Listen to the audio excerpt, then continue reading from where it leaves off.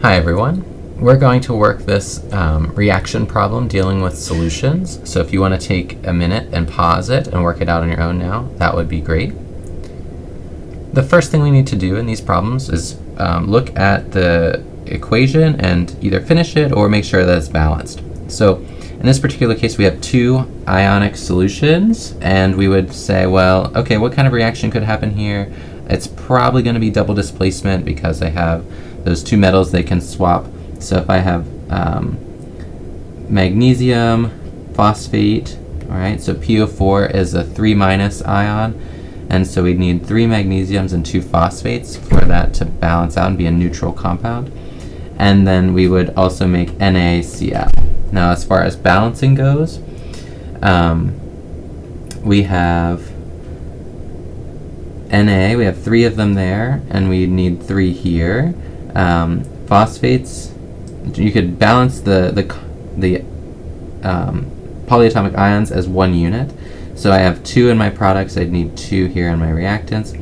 For the magnesium, I have 3, and then I would need 3. And the chlorides are off now, and we have to change these anyway because we changed the stoichiometry of the phosphates. So we need 2 here, and then we can have 6 here. Okay, so it's a little bit of trial and error to make sure everything works, and that would be where we're at. This is a solid material if we look at our solubilities, and this would be aqueous. So we do have a driving force. It is that formation of a solid. So it was kind of hinted at here, but this will be a plausible reaction. So we have a balanced chemical equation. Next, we're going to get on the mole train. So we're going to find moles of initial reactants. So we have 1.122 molar, that means moles per liter of the sodium phosphate, and we're using 50 milliliters, that's 0.050 liters, and that means we have 0.061 moles of the sodium phosphate. Alright, then for the magnesium chloride, we have 1.40 moles per liter, that's my concentration, and we're working with 50 milliliters here, so 0.050 liters equals 0.07 moles of the magnesium chloride.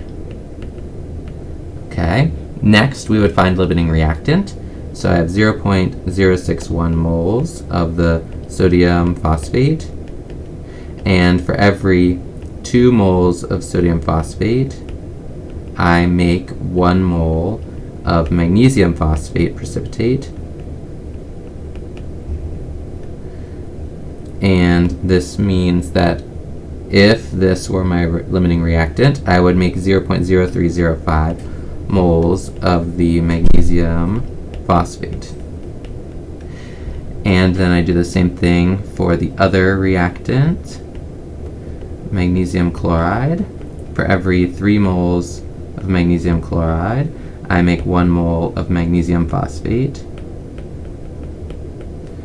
And that means that my theoretical yield, if I have this as my limiting reactant, is 0.0233 moles of magnesium phosphate.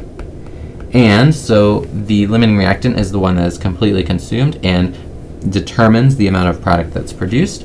So this is going to be my limiting reactant, the magnesium chloride, because I can only make 0.02 moles of the product, which is the smallest amount. So this will be completely consumed.